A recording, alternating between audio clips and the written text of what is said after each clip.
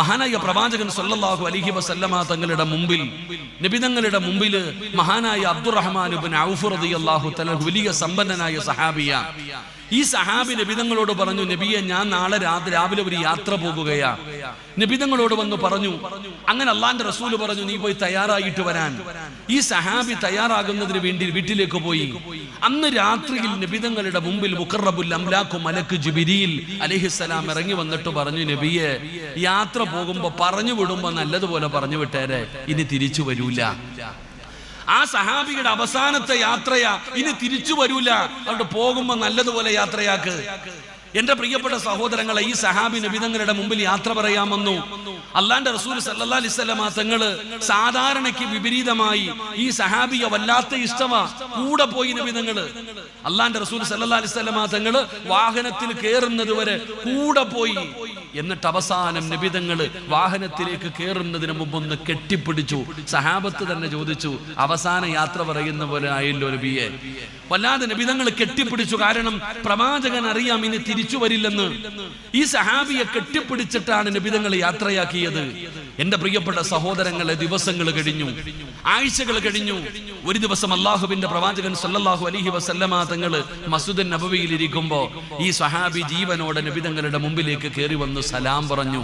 നബിതങ്ങൾ സലാം അടക്കി. നബിതങ്ങൾക്ക് അത്ഭുതമായി. ജിബ്രീലും മരിക്കുമെന്ന് പറഞ്ഞ സഹാബി ജീവനോടെ തിരിച്ചു വന്നിരിക്കുന്നു. അള്ളാന്റെ റസൂൽ സല്ലല്ലാഹു അലൈഹി വസല്ലമ തങ്ങൾക്ക് വലിയ സന്തോഷമായി. നബിതങ്ങൾ ജിബ്രീലിനോട് ചോദിച്ചു, എന്തു പറ്റി ജിബ്രീൽ? എന്തുകൊണ്ടാണ് ഈ സഹാബി തിരിച്ചു വന്നത്? എങ്ങനെയാണ് ആയുസ് വർദ്ധിച്ചത്?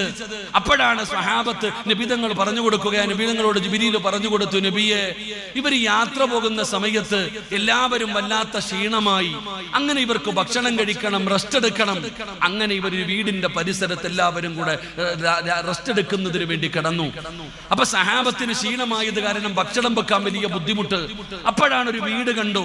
ആ വീട്ടിൽ പോയിട്ട് ചോദിച്ചു, ഞങ്ങൾ അള്ളാഹുവിന്റെ പ്രവാചകന്റെ സ്വഹാബത്ത, ഞങ്ങൾക്ക് ഇത്തിരി ഭക്ഷണം വെച്ചു തരുവോ? ആ ഉമ്മ പറഞ്ഞു, ഞങ്ങൾ വെച്ചു തരാം. എന്റെ പ്രിയപ്പെട്ടവരെ, അവര് ഭക്ഷണമെല്ലാം തയ്യാറാക്കി കൊടുത്തു. അങ്ങനെ അബ്ദുറഹ്മാൻ ഇബ്നു ഔഫ് തങ്ങളും സ്വഹാബത്തും ഭക്ഷണം കഴിക്കുമ്പോ സഹാബത്ത് പറഞ്ഞു, തങ്ങളെ ആ വീട്ടിൽ ആ ഉമ്മയല്ലാതെ വേറെ ആരോ ഉണ്ട്. ആ ഉമ്മയ്ക്ക് ഒരിക്കലും ഇത്രയും ഭക്ഷണം ഒറ്റയ്ക്ക് വെച്ച് തരാൻ കഴിയില്ല. എന്റെ പ്രിയപ്പെട്ടവർ, അബ്ദുറഹ്മാൻ ഇബ്നു ഔഫ് റളിയല്ലാഹു തആല അൻഹു സഹാബത്ത് ഇങ്ങനെ പറഞ്ഞപ്പോൾ ആ വീട്ടിലേക്ക് കടന്നു ചെന്നു. അവിടെ നിന്ന് ചോദിച്ചു, ഉമ്മ, നിങ്ങളല്ലാതെ വേറെ ആരെങ്കിലും ഇവിടെയുണ്ടോ? ആ സമയത്ത് ആ ഉമ്മ പറഞ്ഞു, എനിക്ക് യതീമായ 2 പെൺകുട്ടികളുണ്ട്, യതീമായ 2 മക്കളുണ്ട്. ആ യതീമായ മക്കള് അവരെ സഹായിക്കാൻ ആരുമില്ല. വിവാഹപ്രായമെത്തി, ഞങ്ങളുടെ കയ്യിൽ ഒന്നുമില്ല. അപ്പൊ എന്റെ മക്കളാണ് പറഞ്ഞത്, നബിതങ്ങളുടെ സഹാബത്താണല്ലോ, അവർക്ക് ഭക്ഷണം വെച്ചു കൊടുക്കുന്നതിന്റെ ബറക്കത്ത് കൊണ്ടെങ്കിലും അള്ളാഹു ഞങ്ങൾക്കൊരു ജീവിതം തന്നാലോ, ഭക്ഷണം വെച്ചു കൊടുക്ക. എന്റെ മക്കളാണ് ഭക്ഷണം വെച്ച് തന്നത്. എന്റെ പ്രിയപ്പെട്ട സഹോദരങ്ങളെ, അബ്ദുറഹ്മാൻ ഇബ്നു ഔഫ് റളിയല്ലാഹു തആലയുടെ കണ്ണ് നിറയാൻ തുടങ്ങി. ഉടനെ അബ്ദുറഹ്മാൻ ഇബ്നു ഔഫ് തന്റെ കൂടെ വന്ന സഹാബത്തിനെ മുഴുവനും വിളിച്ചു നിർത്തിയിട്ട് ചോദിച്ചു, ഈ 2 പെൺമക്കൾ ആരാണ് വിവാഹം കഴിക്കുന്നത്? നിങ്ങൾ ചോദിക്കുന്ന സമ്പാദ്യം ഞാൻ തരും. ഈ യതീമായ 2 പെൺകുട്ടികളെ എല്ലാം ഇന്ന് കൊണ്ടുവന്ന് ഈ നടക്കുന്ന 4 പെൺകുട്ടികൾക്കും സ്വർണം കൊടുത്ത സഹോദരങ്ങൾ സഹായിച്ചവര് പഠിക്കണം. അള്ളാഹുവിന്റെ പ്രവാചകന്റെ സഹാബി ചോദിക്കുകയാ, ഈ യതീമായ മക്കൾ ആര് വിവാഹം കഴിക്കുന്നോ ആ വിവാഹം കഴിക്കുന്നവർക്ക് നിങ്ങൾ ചോദിക്കുന്നത് ഞാൻ തരും. 2 സ്വഹാബത്ത് തയ്യാറായി. ആ 2 പെൺകുട്ടികളെയും വിവാഹം കഴിക്കാൻ തയ്യാറായി. എന്റെ പ്രിയപ്പെട്ട സഹോദരങ്ങളെ, ആ 2 പെൺകുട്ടികളുടെ വിവാഹം അവിടെ വെച്ചുകൊണ്ട് അബ്ദുറഹ്മാൻ ഇബ്നു ഔഫ് തങ്ങൾ നടത്തി കൊടുത്തു. നിങ്ങൾക്കറിയുമോ, അപ്പോഴാണ് മലക്കുൽ മൗത്ത് അസ്റായീൽ അലൈഹിസ്സലാം, ആ അസ്റായീൽ എന്ന് പറയുന്ന മലക്ക് റൂഹ് പിടിക്കാൻ വേണ്ടി ഇറങ്ങി വരുന്ന സമയത്ത്, ആ റൂഹ് പിടിക്കുന്നതിന് വേണ്ടി ഇറങ്ങി വരുമ്പോഴാണ് ആ 2 യതീമായ മക്കള് വീടിനകത്ത് നിസ്കാരപ്പായിലിരുന്നിട്ട് പടച്ചവനോട് ദുആ ചെയ്യുന്നു, അല്ലാ, ഈ യതീമായ ആരാരുമില്ലാത്ത ഞങ്ങൾക്ക് ഒരു ജീവിതം ഉണ്ടാക്കി തന്ന ഈ മനുഷ്യന് നീ ആഫിയത്തുള്ള ദീർഘായുസ് കൊടുക്കണേ അല്ലാ. ഒരൊറ്റ ദുആ. ആ യതീമായ മക്കള് അസ്റായീൽ എന്ന് പറയുന്ന മലക്ക് റൂഹ് പിടിക്കാൻ ഇറങ്ങി വരുമ്പോ ആ മക്കൾ ആരും അറിയാതെ റൂമിനകത്തിരുന്നിട്ട് പടച്ചവനോട് പറയാ, അല്ല, ഞങ്ങളെ സഹായിച്ച ഈ മനുഷ്യന് നീ ആഫിയത്തുള്ള ദീർഘായുസ് കൊടുക്കണം. ആ ഒരൊറ്റ ദുആ. അള്ളാഹു പറഞ്ഞു, അസ്റായീലെ തിരിച്ചു വന്നേക്കാൻ. അസ്റായിലെ തിരിച്ചു വന്നേക്കാൻ, അങ്ങനെ റൂഹ് പിടിക്കാമെന്ന മലക്കിനെ തിരിച്ചു വിളിച്ചടോ. അങ്ങനാണ് സഹാബിയുടെ ആയുസ് അള്ളാഹു നീട്ടിക്കൊടുത്തത് എന്ന് ചരിത്രം പറയുമ്പോൾ ഇതാണ് യതീം. ഈ 4 പെൺകുട്ടികൾ ഇന്ന് രാത്രി കുടുംബജീവിതത്തിലേക്ക് കടക്കുമ്പോൾ നിസ്കാരപ്പായിലിരുന്നിട്ട് ഒരൊറ്റ ദുആ. സഹോദര, കോടാനുകോടി രൂപ കൊടുത്താൽ അങ്ങനെ ഒരു ദുആ കിട്ടൂല.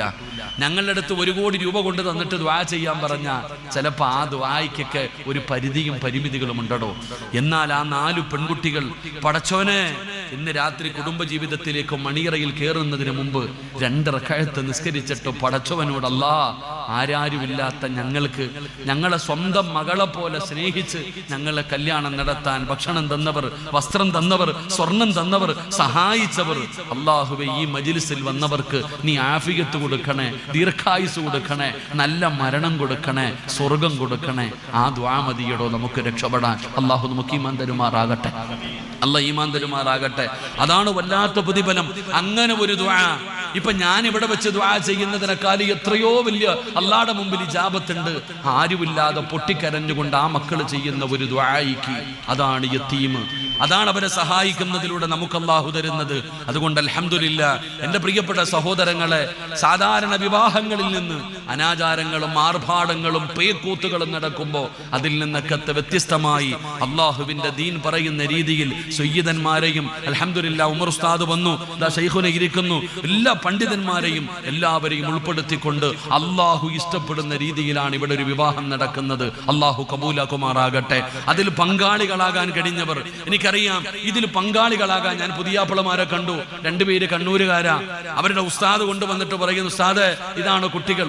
ഉസ്താദിന് പോലും പഠിപ്പിച്ച ഗുരുനാഥന് പോലും വല്ലാത്ത അത്ഭുതം. 2 കുട്ടികളെ കൊണ്ടുവന്ന് കാണിച്ചിട്ട്, ഇവരാണ് ഉസ്താദ് എൻ്റെ ശിഷ്യന്മാരാ, ഇവരാണ് 2 പെൺകുട്ടികൾ, ഒരു സഹോദരൻ കാസർഗോഡുകാരൻ, ഒരാൾ ഈ നാട്ടുകാരൻ. അങ്ങനെ 4 പേര് ആ പെൺകുട്ടികൾക്ക് ജീവിതം കൊടുക്കാൻ തയ്യാറായി. അള്ളാഹു അവരുടെ ജീവിതത്തിൽ ബറക്കത്ത് നൽകുമാറാകട്ടെ. അള്ളാഹു അഭിവൃദ്ധി നൽകുമാറാകട്ടെ. എൻ്റെ പ്രിയപ്പെട്ട സഹോദരങ്ങളെ, ഞാൻ ചോദിച്ചു, വല്ലതും പിരിക്കണോ? വേണ്ട ഉസ്താദ്, യതീമായ മക്കളുടെ വിവാഹത്തിന് വേണ്ടി തരാൻ ആളുണ്ട്. നമുക്ക് ബേജാറാ. പക്ഷെ ഇവിടുത്തെ കമ്മിറ്റിക്കാർക്ക്, ബഷീർക്ക് ഉൾപ്പെടെ ഇവിടെയുള്ളവർക്ക് അതിനൊരു പേടിയുമില്ല.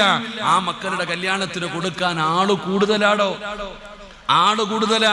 എൻ്റെ പ്രിയപ്പെട്ട സഹോദരങ്ങളെ, ഞാൻ ചോദിക്കുമ്പോൾ എൻ്റെ പ്രിയപ്പെട്ടവരെ, നമുക്ക് എന്തെല്ലാം ചെയ്തു കൊടുക്കാൻ കഴിയും? ഈ സ്ഥാപനം എന്ന് പറയുന്നത് ഓരോ മാസവും ലക്ഷക്കണക്കിന് രൂപ ചെലവാ. പെൺകുട്ടികളാണ് വളരുന്നത്. അവളെ വളരെ സൂക്ഷ്മതയോടുകൂടിയാണ്. സത്യം പറഞ്ഞാൽ അവർക്ക് കിടക്കുവാനും പഠിക്കുവാനുമുള്ള സൗകര്യം പോലുമില്ല. കഴിഞ്ഞ വർഷമാണെന്ന് തോന്നി ഞാൻ ഇവിടെ വന്ന് ചോദിച്ചപ്പോൾ കുറെ ഫില്ലർ വേണമെന്ന് പറഞ്ഞു. അന്ന് കുറെ ഫില്ലർ പിരിച്ചു. അത് അവിടെ തന്നെ നിൽക്കുന്നുണ്ട്. വല്ലാത്ത കാരണം ചിലവാണ്. എന്തെല്ലാം ചിലവുകൾ. എൻ്റെ പ്രിയപ്പെട്ടവർ, ഇപ്പോഴും അതിന്റെ മുകളിൽ അടുത്ത ഒരു നില പണിയണമെങ്കിൽ പൈസയില്ല. ഞാൻ ചോദിച്ചു, എന്തെങ്കിലും വേണോ? എന്നോട് ബഷീർ ഹാജി പറഞ്ഞു, ഉസ്താദ്, കുറച്ച് ഫില്ലർ വേണം, ബാക്കിയോ അത് ഇൻഷാ അല്ലാഹ് പിന്നീടാവട്ടെ. എന്താണോ നമുക്ക് ചെയ്തു കൊടുക്കാൻ കഴിയുന്നത്, ആ യതീമായ മക്കൾക്ക് നമ്മൾ എന്തെല്ലാം ചെയ്തു കൊടുക്കാൻ കഴിയുമോ? ഇവിടെ വന്ന് ഭക്ഷണം കൊടുക്കുന്നവരുണ്ട്. ഇവിടെ വന്നിട്ട് പടച്ചവനെ മക്കൾക്ക് വസ്ത്രം വാങ്ങി കൊടുക്കുന്നവരുണ്ട്. ഒന്നുമില്ലെങ്കിലും സുബ്ഹാനല്ലാഹ്, ഈ സ്ഥാപനത്തിൽ വന്ന് ഈ മക്കളെ വന്ന് കാണുന്നവരുണ്ട്. അല്ലാഹു തരുന്ന പ്രതിഫലം എന്തെന്നറിയോ? വയുതഇമൂന തആമലാ ഹുബ്ബിഹി മിസ്കീനൻ വയതീമൻ വഅസീറാ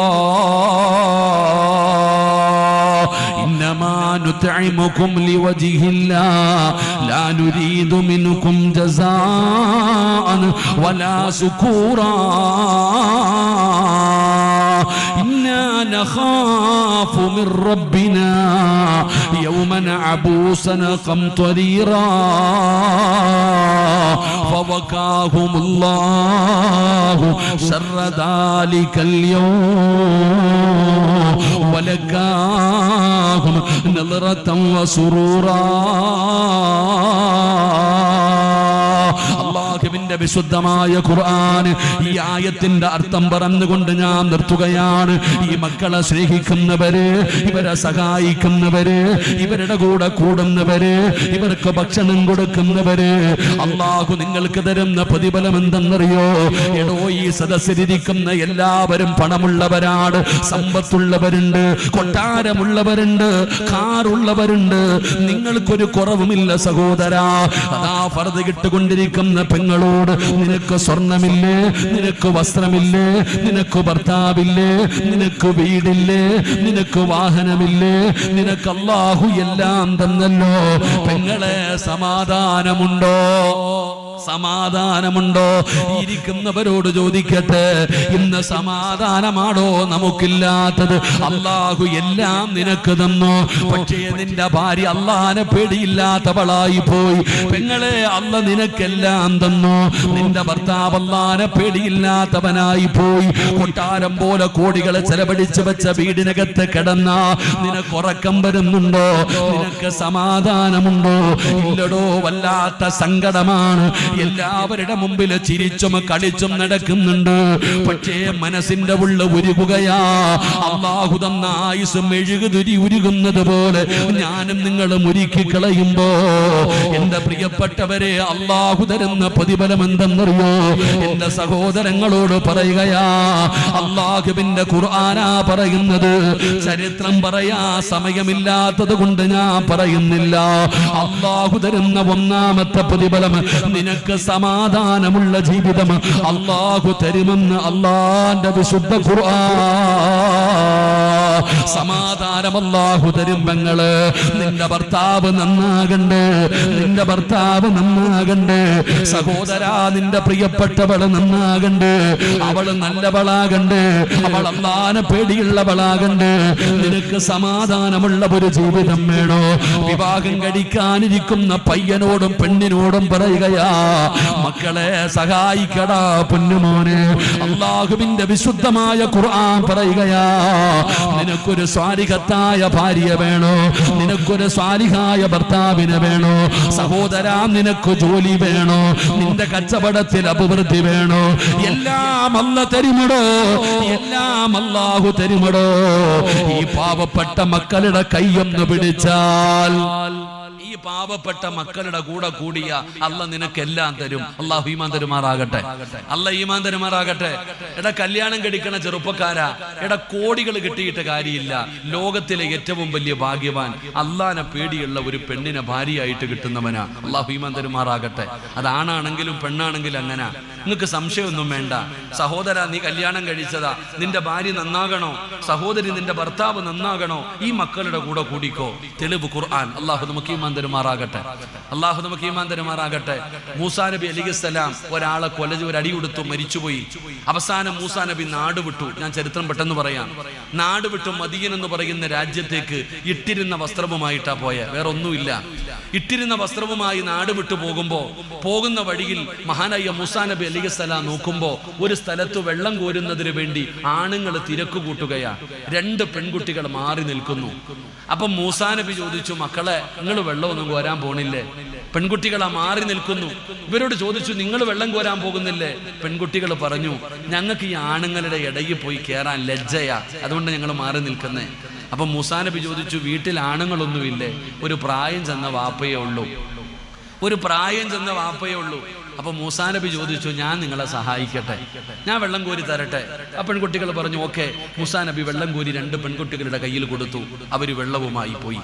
മൂസാ നബി നാട് വിട്ടുപോയതാ. ഇട്ട വസ്ത്രമല്ലാതെ വേറെ ഒന്നുമില്ല. ഒരു മരത്തിന്റെ ചുവട്ടിൽ കയറിയിട്ട് റബ്ബേ ആകാശത്ത് നോക്കിയിട്ട് അള്ളാനോട് പറയാ, പടച്ചവനെ നീ കൈവിടല്ലേ അല്ലാ. കുറച്ച് കഴിഞ്ഞപ്പോ ഈ 2 പെൺകുട്ടികൾ വന്നിട്ട് വിളിക്കുന്നു, ഞങ്ങളുടെ വാപ്പ വിളിക്കുന്നു നിങ്ങൾക്ക് പ്രതിഫലം തരാൻ. ഞങ്ങളെ സഹായിച്ചതിന് പകരം നിങ്ങൾക്ക് പ്രതിഫലം തരാൻ ഞങ്ങളുടെ വാപ്പ വിളിക്കുന്നു. ഈ 2 പെൺകുട്ടികളും കൂടെ മൂസാ നബിയെ വിളിച്ചു, മുമ്പിൽ നടക്കാൻ പറഞ്ഞു, പുറകിൽ നിന്ന് വഴി പറഞ്ഞു കൊടുത്തു. അങ്ങനെ മൂസാ നബി വീട്ടിൽ ചെന്നു. മൂസാ നബി അലൈഹിസ്സലാം വീട്ടിലേക്ക് ചെല്ലുമ്പോൾ ആ കുട്ടികളുടെ പിതാവാര മഹാനായ ശുഐബ് നബി അലൈഹിസ്സലാം. ശുഐബ് നബിയുടെ മക്കളായിരുന്നു ആ 2 പെൺകുട്ടികൾ. മൂസാ നബി തന്റെ ജീവിതത്തിൽ സംഭവിച്ച ചരിത്രങ്ങൾ മുഴുവനും പറഞ്ഞു കൊടുത്തു. ജോലിയില്ല, ആരുമില്ല. മഹാനായ ശുഐബ് നബി അലൈഹിസ്സലാം പറഞ്ഞു, നിനക്ക് 10 വർഷം ജോലി ഞാൻ തരാം, 10 വർഷം ഞാൻ തരാൻ ജോലി. എൻ്റെ മൂത്ത മകളെ നീ വിവാഹം കഴിച്ചോ. നിങ്ങൾ നോക്കണോ, 2 പെൺകുട്ടികൾക്ക് ഒരൽപ്പം വെള്ളം കോരി കൊടുത്ത് സഹായിച്ചപ്പോ അള്ള കൊടുത്ത പ്രതിഫലം 2. 1 സ്വാലിഹത്തായ ഭാര്യയും കിട്ടി, 11 കൊല്ലം ജോലിയും കിട്ടി. അല്ലാഹു ഈമാൻ തരുമാറാകട്ടെ. ഉറക്കപ്പറ അല്ലാഹ് ഈമാൻ തരുമാറാകട്ടെ. ഇത് ഖുർആൻ പറഞ്ഞ ചരിത്രം. അല്പം വെള്ളം കോരി കൊടുത്തതിന് അല്ലാഹ് ഈ പ്രതിഫലം കൊടുത്തേ. സ്വാലിഹത്തായ ഭാര്യ, അൽഹംദുലില്ലാ 10-11 വർഷം ജോലി. ഇതാ ഞാൻ പറഞ്ഞേ, ഈ മക്കൾക്ക് ഒരു നേരത്തെ ആഹാരം കൊടുത്തു നോക്കിക്കേ, അല്ലാഹ് നിനക്കും ഇത് തരും. പടച്ചവൻ നിനക്കും തരും. എന്റെ പ്രിയപ്പെട്ട സഹോദരങ്ങൾ, ഇതുപോലെ പറയാൻ നൂറുകണക്കിന് ചരിത്രമുണ്ട്. അപ്പൊ ദുനിയാവിൽ അല്ലാഹു നിനക്ക് തരുന്ന പ്രതിഫലം സന്തോഷവും സമാധാനവുമുള്ള ഒരു ജീവിതം അല്ലാഹു നിനക്ക് ദുനിയാവിൽ തരും. അല്ലാഹു ഭാഗ്യം തരുമാറാകട്ടെ. 2, അല്ലാഹ് നിനക്ക് നല്ല മരണം തരും. ഈ ലോകത്ത് നിന്ന് യാത്ര പറയുന്ന സമയം ജീവിതത്തിൽ ചെയ്ത ഫോട്ടോ എടുപ്പില്ല, ഫ്ലെക്സ് ഇല്ല, പരസ്യമില്ല, ഒന്നുമില്ല. ആരുമില്ലാതെ പടച്ചവനെ നിങ്ങൾ പോലും കണ്ടില്ല. ആരാണ് മുസ്തഫയിക്ക, ആരാണ് പൈസ സ്വർണം കൊടുത്ത ആള്, നിങ്ങൾക്ക് ആർക്കും അറിയില്ല. ഈ കൊടുത്തതിനുള്ള പ്രതിഫലം അദ്ദേഹം മരിക്കുമ്പോൾ അദ്ദേഹത്തിന്റെ മുമ്പിൽ അള്ളാഹു കാണിച്ചു കൊടുക്കും. അസ്റായിൽ എന്ന് പറയുന്ന മലക്ക് റൂഹ് പിടിക്കുന്ന സമയം അള്ളാഹു സുബ്ഹാനഹു വ തആല കണ്ണിന്റെ മുമ്പിൽ കാണിച്ചു കൊടുക്കും. മുസ്തഫ, നീ കൊടുത്തതിനുള്ള പ്രതിഫലം ഇതാ. അല്ലെങ്കിൽ ബഷീർ ഹാജി, നിങ്ങൾ ചെയ്തതിനുള്ള പ്രതിഫലം ഇതാ. സൂഫി ഹാജി, നിങ്ങൾ ചെയ്തതിനുള്ള പ്രതിഫലം ഇതാ. നിങ്ങൾ ഓരോരുത്തരും കൊടുത്തതിന്റെ പ്രതിഫലം. വഅബ്ശിറൂ ബിൽ ജന്ന. അസ്റായിൽ എന്ന് പറയുന്ന മലക്ക് തൊണ്ടക്കുടിയുടെ ഭാഗത്ത് നിന്ന് റൂഹ് വലിച്ചെടുക്കുമ്പോൾ മലക്കുകൾ കാണിച്ചു തരും, ഇതാണ് സ്വർഗം, കണ്ടിട്ട് മരിക്ക്. അള്ളാഹു ഭാഗ്യം തരുമാറാകട്ടെ. അള്ളാഹു ഭാഗ്യം തരുമാറാകട്ടെ. 3, അള്ളാഹു പറയുകയാ, നാളെ പടച്ച റബ്ബിന്റെ കോടതിയിലേക്ക് നമ്മൾ കടന്നു പോകും. അള്ളാഹുവിന്റെ പരലോകത്തേക്ക് കടന്നു ചെല്ലുമ്പോ എന്റെ പ്രിയപ്പെട്ടവരെ, ഉടുതുണിയില്ലാതെ ആണുങ്ങളും പെണ്ണുങ്ങളും എല്ലാവരും പോകുന്നുണ്ട്. വല്ലാത്ത ചൂട്, ചെമ്പിന്റെ തറ. പരലോകം നമുക്കറിയാം, മഹ്ശർ നമുക്കറിയാം. വല്ലാത്ത പ്രയാസവ. ഇപ്പൊ ഇവിടെ ഇരുന്നിട്ട് വിയർക്കുന്നു, എനിക്ക് ശരീരം വിയർക്കുന്നു, നിങ്ങൾക്ക് ചൂടെടുക്കുന്നു. സത്യം പറഞ്ഞാൽ മഴയുടെ അടയാളം കാണുന്നുണ്ട്. നമ്മുടെ തലയുടെ 15 ലക്ഷം കിലോമീറ്റർ മുകളിൽ നിൽക്കുന്ന ആ സൂര്യന്റെ ചൂട് താങ്ങാൻ പറ്റാതെ നമ്മൾ പ്രയാസപ്പെടുന്നു. നമുക്ക് ഇത്രയില്ല സൗകര്യമുണ്ടായിട്ടും നമുക്ക് വല്ലാത്ത ബുദ്ധിമുട്ട്. എന്നാ പറ, ഇതൊരു ചൂടാണോ? ഇതൊരു വിയർപ്പാണോ? ഇതൊരു കഷ്ടപ്പാടാണോ? അതൊക്കെ എവിടെയെന്നറിയോ? ചൂടുള്ള നാളുണ്ട് കിയാമന്നാളാ, ചുരുക്കി പറഞ്ഞാൽ എന്തു ഹാലാ ചൂള. വൻദോഷ വണ്ടിയുമായി വരുന്നേ കാള, ക്ഷീണത്തിനാലൊലിക്കുന്നതാണ് ഇള. സുഹൃത്തുക്കളെ തിളയ്ക്കുന്നതാണ് മൂള. അമലൊന്നുമില്ല ദങ്ങു ചെന്നാ കോള. ഈ പഴയ വീട് കെട്ടുന്ന ഇഷ്ടിക കണ്ടിട്ടുണ്ടാവും. അതാ ചെളിമണ്ണിനകത്ത് നിന്ന് ഉണ്ടാക്കിയ ഇഷ്ടിക എങ്ങനെയാണ് ചുമന്ന് നിറമായത്? അതിങ്ങനെ അടുക്കി വെച്ചിട്ട് പച്ച വിറകിട്ട് ഇങ്ങനെ ദിവസങ്ങളോളം കത്തിക്കും. ആ ചൂളയുടെ പരിസരത്ത് പോകാൻ വല്ലാത്ത പ്രയാസമാ. ഇവിടെ കാളവണ്ടി കണ്ടിട്ടില്ലേ? കാള ചുമട് വലിച്ചു കൊണ്ടുപോകുന്ന കാള ക്ഷീണിക്കുമ്പോ വായിലൂടെ പതയും നൊരയും ഇങ്ങനെ ഒഴുകും. ഇതുപോലെ നാളെ അല്ലാഹുവിന്റെ കോടതിയിൽ മനുഷ്യന്റെ വായിൽ നിന്നൊലിക്കും. എന്റെ പ്രിയപ്പെട്ട ഉമ്മ, നീ ചോറ് വെക്കുവോ? കലത്തിനകത്ത് കിടന്നിട്ട് ചോറിങ്ങനെ തിളച്ചു മുകളിലൂടെ ഇങ്ങനെ മറിയും. ഇതുപോലെ നിന്റെ തലയോട്ടിക്കകത്ത് കിടക്കുന്ന തലച്ചോറ് മുഖത്തുകൂടെ ഒഴുകുന്ന ദിവസമാണ് മഹ്ശറ. അന്ന് ഒരു ചാണ് മുകളില, ഈ കോടിക്കണക്കിന് കിലോമീറ്റർ മുകളിൽ നിന്ന് സൂര്യൻ സിറാജിന്റെ തലയുടെ ഒരു ചാണ് മുകളിൽ അള്ളാഹു ഇറക്കുന്ന ദിവസം മഹ്ശറ. അള്ളാഹു പറയുകയാ, ഈ യതീമായ മക്കളെ സഹായിച്ചവരെ, വയുതഈമൂന തആമ അലാ ഹുബ്ബിഹി മിസ്കീനം വയതീമം വഅസീറ ഇന്നമാ നുതഈമുകും ലിവജ്ഹില്ലാഹ് ലാ നുരീദു മിൻകും ജസാഅൻ വലാ ശുകൂറ ഇന്നാ നഖാഫു മിർ റബ്ബിനാ യൗമൻ അബൂസ ഏറ്റവും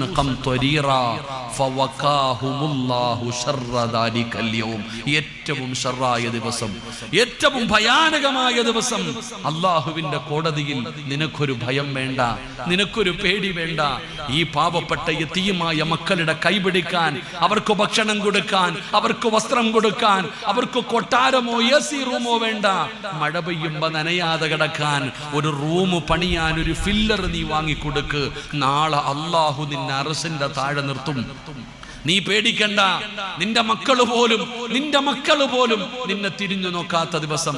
പൊന്നെ കരളെ എന്ന് പറഞ്ഞ് ഞാനും നിങ്ങളും വളർത്തുന്ന മക്കൾ ചെമ്പിന്റെ തറയിൽ നിന്നിട്ട് കാലു പൊള്ളുമ്പോ അള്ളാനോട് പറയും, പടച്ചോനെ സഹിക്കാൻ പറ്റുന്നില്ല അല്ലാ, എന്റെ ഉമ്മാനെ ഒന്ന് മലത്തിക്കിടത്ത്, എന്റെ ഉമ്മാനെ ഒന്ന് മലത്തിക്കിടത്തല്ല, ഞാൻ ആ നെഞ്ചത്ത് കയറി നിൽക്കട്ടെ എന്ന് നമ്മുടെ മക്കൾ പറയുന്ന ദിവസം.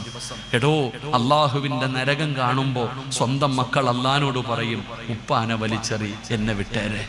എൻ്റെ ഉപ്പാനെ വലിച്ചെറിഞ്ഞിട്ട് യൗമ യഫിറുൽ മർഉ മിൻ അഖീ വ ഉമ്മിഹി വ അബി വ സ്വാഹിബതിഹി വ ബനി. അല്ലാഹുവിൻ്റെ വിശുദ്ധമായ ഖുർആൻ. ആരാരും തിരിഞ്ഞു നോക്കാനില്ലാത്ത പരലോകത്ത് എൻ്റെ പ്രിയപ്പെട്ട സഹോദരങ്ങളെ നമ്മളെ സഹായിക്കാൻ നമ്മൾ ഭയപ്പെടണ്ട, നമ്മൾ പേടിക്കണ്ട. അല്ലാഹു പറയുകയാ വലക്കാഹും നദ്റതം വ സുറൂറ. അല്ലാഹു പറയുന്നു ഫവകാഹുമുല്ലാഹു ശർറ ദാലിക്കൽ യൗം. നീ പരലോകത്ത് പേടിക്കേണ്ട കാര്യമില്ല. 2 വലക്കാഹും നദ്റതം വ സുറൂറ. നിനക്ക് അല്ലാഹനെ കാണണ്ടേ?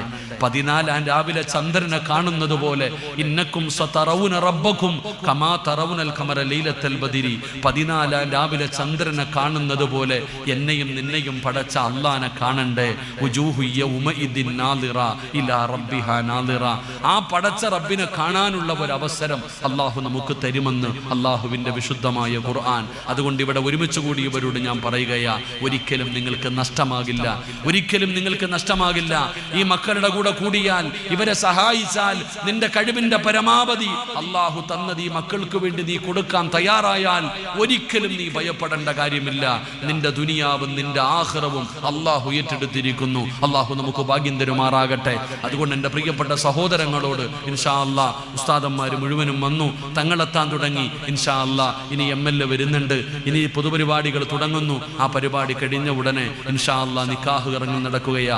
എൻ്റെ പൊന്നു സഹോദരങ്ങളെ, ഞാൻ പറഞ്ഞു വന്നത് വ്യാഴാഴ്ച ദിവസം ഞാൻ വഴുതിന് പോകാത്ത ആളാ. സത്യം പറഞ്ഞാൽ ഇന്നലെ എനിക്ക് രാവിലെ കൂത്തുപറമ്പിലായിരുന്നു വഴുത്. ഞാൻ ഇവിടെ വന്നിട്ടാണ് കോഴിക്കോട് വരെ പോയി. എന്നിട്ട് 4 ദിവസമായി ഞാൻ ഉറങ്ങിയിട്ട്. അൽഹംദുലില്ലാ. എന്നിട്ടും അൽഹംദുലില്ലാ വീണ്ടും ഞാൻ തിരിച്ച് ഇവിടെ വരെ വന്നത്. എനിക്ക് ഇന്ന് വഴുതില്ല. ഞാൻ ഇവിടെ നിന്ന് ഇപ്പോൾ വണ്ടി വിട്ടിട്ട് എൻ്റെ പള്ളിയിൽ പോകണം നാളെ ജുമയ്ക്ക്. ഇത്രയും ദൂരം ഞാൻ കടന്നു വന്നത് ഈ യതീമായ മക്കൾക്ക് വേണ്ടിയാ. അല്ലാഹുവിന്റെ മുമ്പിൽ രക്ഷപ്പെടാൻ എന്തെങ്കിലും വേണ്ടേ? അല്ലാഹുവിന്റെ മുമ്പിൽ നമുക്കൊരു നല്ല മരണം കിട്ടാൻ ഓസിനൊന്നും കിട്ടൂലല്ലോ. അല്ലാഹു തന്നെ ചോദിക്കുന്നുണ്ട്, അം ഹസിബുതും അൻ തദ്ഖുലുൽ ജന്ന. സ്വർഗ്ഗത്തിൽ വെറുതെ കയറി പോകാൻ പറ്റുമെന്ന് നീ കരുതിയോടാ സിറാജ്? ഇല്ല സഹോദര. അതുകൊണ്ട് ഞാൻ പറയുന്നത് നല്ല മരണം വെറുതെ കിട്ടൂല. എടോ, നല്ല മരണം വെറുതെ കിട്ടില്ല. അല്ലാഹുവേ, നമ്മളൊക്കെ ഒരുപാട് നല്ല മരണം കണ്ടവരാ. എൻ്റെ പ്രിയപ്പെട്ടവരോട് ഞാൻ ചോദിക്കുന്നു, ഞാൻ എന്നോടും നിങ്ങളോടും ചോദിക്കുകയാ, എല്ലാവർക്കും വേണ്ടത് നല്ല മരണമാണ്. എല്ലാവരും പറയുന്നത് വെള്ളിയാഴ്ച ദിവസം മരിക്കണം, ഷഹാദത്ത് കലിമ പറഞ്ഞ് മരിക്കണം, സ്വർഗത്തിന്റെ ചിത്രം കണ്ട് മരിക്കണം, മരണവേദന കുറയണം, ഒളിവോടുകൂടി മരിക്കണം. എന്ത് ചെയ്തിട്ട കാക്കാമാരെ? എല്ലാവരോടും ഞാൻ ചോദിക്കുന്നു, എടോ, നല്ല മരണം കിട്ടണമെങ്കിൽ എന്തെങ്കിലും ഒന്ന് ചെയ്യണ്ടേ? എൻ്റെ പെങ്ങളെ, എന്തെങ്കിലും ഒരു നന്മ ചെയ്താലല്ലേ അല്ലാഹു നമുക്ക് നല്ല മരണം തരിക. എന്താ നീ നിന്റെ ജീവിതത്തിൽ ചെയ്തു വെച്ചിരിക്കുന്നത്? ഞാൻ എപ്പോഴും പറയാറുണ്ട്, ഒരു 36 വയസ്സുള്ള ഉസ്താദിന്റെ കഥ ഇന്ന് പറയാൻ പാടില്ലെങ്കിലും ഞാൻ ഈ സദസ്സിലിരിക്കുന്നവരോട് ഞാനൊരു അനുഭവം പറയാം. ഒരു 36 വയസ്സുള്ള ഉസ്താദ് ഉണ്ടായിരുന്നു. അദ്ദേഹത്തിന് നിമോണിയ ബാധിച്ച് അവസാനം വെന്റിലേറ്ററിൽ ഹോസ്പിറ്റലിന്റെ ഐസിയുവിനകത്തായി. അങ്ങനെ ഉസ്താദിനെ പരിശോധിക്കുന്നതിന് വേണ്ടി ഡോക്ടർ വന്നു. പരിശോധനയെല്ലാം നടത്തിയിട്ട് ഡോക്ടർ നേഴ്സിനോട് പറഞ്ഞു, ഇദ്ദേഹത്തിന്റെ വീട്ടുകാരെ അറിയിച്ചേക്കാൻ.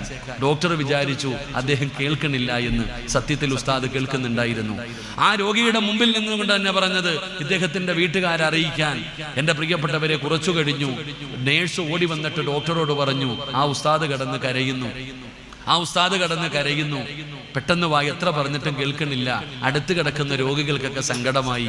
ഡോക്ടർ ഓടിച്ചെന്നു 36 വയസ്സുകാരനായ ഉസ്താദിനോട് പറഞ്ഞു, ഏറ്റവും നല്ല മെഡിസിനാണ് നിങ്ങൾക്ക് തന്നിരിക്കുന്നത്.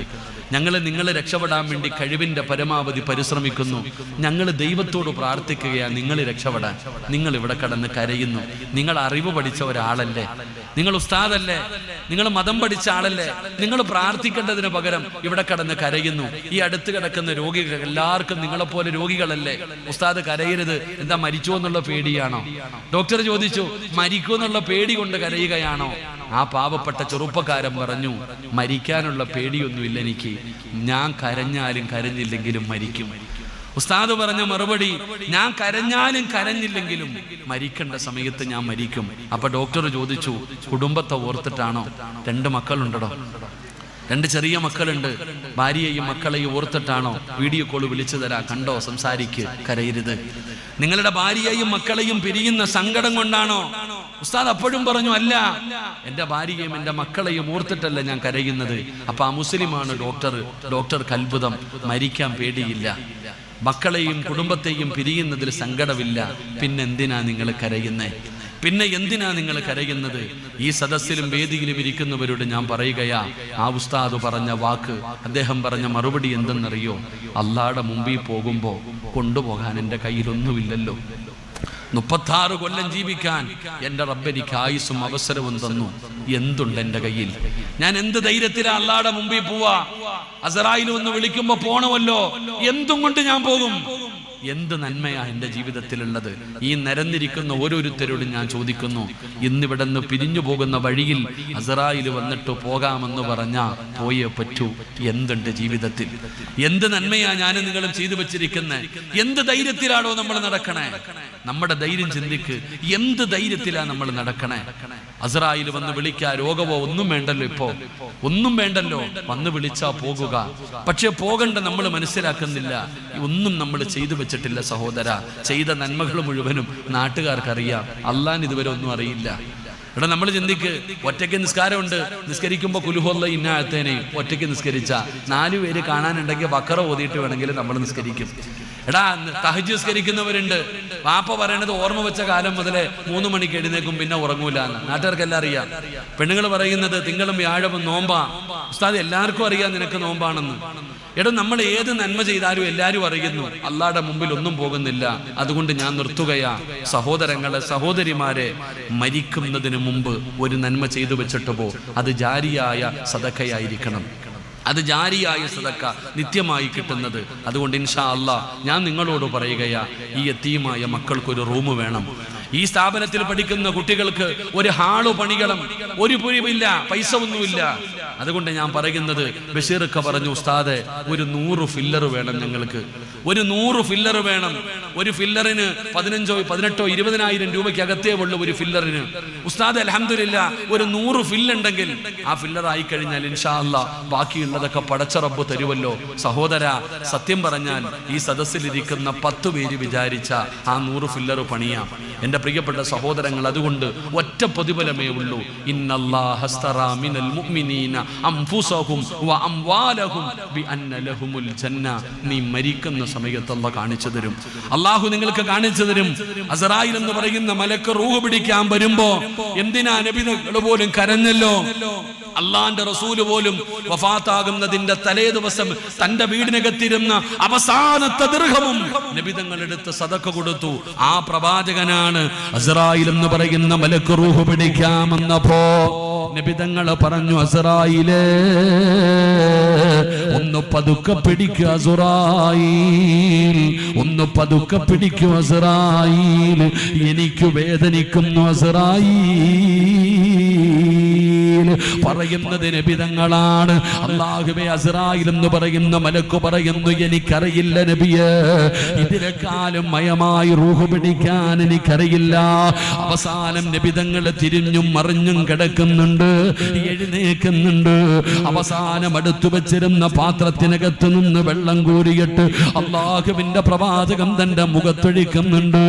അവസാനം നബിതങ്ങൾ പറഞ്ഞു, ആയിഷ, ഇന്നലിൽ മൗതില സകറാ, മരണത്തിന് വല്ലാത്ത വേദനയാ, മരണത്തിന് വല്ലാത്ത വേദനയാ. ഇത് പറഞ്ഞത് അല്ലാഹു ഈ ലോകത്ത് സൃഷ്ടിച്ചതിൽ വെച്ച് ഏറ്റവും ശ്രേഷ്ഠമായ ആകാശത്തിന്റെ മുകളിലും ആകാശത്തിന്റെ താഴെയും ഭൂമിയുടെ മുകളിലും ഭൂമിയുടെ താഴെയും അല്ലാഹു ഈ പ്രപഞ്ചത്തിൽ എന്തെല്ലാം സൃഷ്ടിച്ചിട്ടുണ്ടോ ആ സൃഷ്ടിച്ചതിൽ വെച്ച് ഏറ്റവും അഫ്ളലായ അഷ്റഫുൽ ഖൽഖ് നബി മുഹമ്മദ് മുസ്തഫ സല്ലല്ലാഹു അലൈഹി വസല്ലമ തങ്ങള് മരണത്തിന്റെ വേദന താങ്ങാൻ പറ്റാതെ കരഞ്ഞെങ്കിൽ യതീംഖാനയുടെ മുമ്പിൽ ഒരുമിച്ച് കൂടിയ മുസ്ലിമേ, നമ്മൾക്കും മരണം വരുമടോ, നമ്മൾക്കും ആ മരണം വരുമടോ. ആ മരണത്തിന്റെ സമയത്ത് അല്ലാഹു കരുണ കാണിക്കണോ? എന്തെങ്കിലും നന്മ ചെയ്യണേ, എന്തെങ്കിലും നന്മ ചെയ്യണേ. അതുകൊണ്ട് യതീംഖാനയുടെ മുമ്പിൽ ഒരുമിച്ച് കൂടിയവരോട് പടച്ചവനെ ഫില്ലറാണ് വേണ്ടത്. നമ്മൾ ഓരോരുത്തരും ഏറ്റെടുത്താ മതി. ഈ സദസ്സിലിരിക്കുന്ന സമ്പന്നന്മാരായ സഹോദരങ്ങളോട്, നിനക്ക് കോടാനുകോടി ആസ്തിയുണ്ട്, പക്ഷേ നീ മരിച്ച 3 കഷ്ടം വെള്ള തുണിയല്ലാതെ ഒന്നും കൊണ്ടുപോകില്ല സഹോദരാ. മരിച്ചു കിടക്കുന്ന നിന്റെ കബറിന്റെ ചാരത്ത് വന്ന് മക്കളെ യാസീൻ ഓതാൻ ദുആ ചെയ്യാൻ സമയമുണ്ടാകണമെന്നില്ല. പക്ഷേ യതീംഖാനയിൽ പഠിക്കുന്ന മക്കള് എല്ലാ വഖത്ത് നമസ്കാരം കഴിയുമ്പോഴും പടച്ചവനെ ഇവിടെ ഇരുന്നിട്ട് ദുആ ചെയ്യുമല്ലോ. അല്ലാഹുവേ ഞങ്ങളെ സഹായിച്ചവർ, ഞങ്ങൾക്ക് ഭക്ഷണം തന്നവർ, പടച്ചവനെ ഞങ്ങൾക്ക് ബിൽഡിംഗ് കെട്ടി തന്നവർ, അവർക്ക് നീ സ്വർഗം കൊടുക്കണേ അല്ലാ. ആ ഒരു ദുആ മതി സഹോദരാ, ആ ഒരു ദുആ മതി സഹോദരാ. അതുകൊണ്ട് ആരോടും ഞാൻ പറഞ്ഞു വെച്ചിട്ടില്ല, ചോദിക്കുമ്പോ ചാടി എഴുന്നേറ്റ് പറയാൻ ആളെ നിർത്തിയിട്ടില്ല. നിങ്ങൾ കൊടുക്കുന്നതും കൊടുക്കാത്തതും നിങ്ങളുടെ ഇഷ്ടമാണ്. അല്ലാഹുവാണ് മനസ്സ് കൊടുക്കുന്നത്, അള്ളയാണ് മനസ്സ് കൊടുക്കുന്നത്. ഇബ്രാഹിം നബി കഅബാലയത്തിന്റെ പണി കഴിഞ്ഞു. അല്ലാഹു പറഞ്ഞു ജബൽ അബൂ ഖുബൈസിന്റെ മുകളിൽ കയറി വിളിക്കാൻ. ഇബ്രാഹിം നബി ചോദിച്ചു ആര് കേൾക്കാനാ അല്ലാ? രണ്ട് മലയുടെ നടുവില് കഅബാലയം പണിതിട്ട് അല്ല പറഞ്ഞു ആ മലയുടെ മുകളിൽ കയറി വിളിക്ക് ഇബ്രാഹിമേ. ഇബ്രാഹിം നബി ചോദിച്ചു ആര് കേൾക്കാനാ? വിളിക്കടാ ഇബ്രാഹിമേ, കേൾപ്പിക്കുന്നവൻ ഞാനല്ലേ. അള്ളാഹു നമുക്ക് ആ കേട്ടവരിൽ നമ്മളെയും പെടുത്തുമാറാകട്ടെ.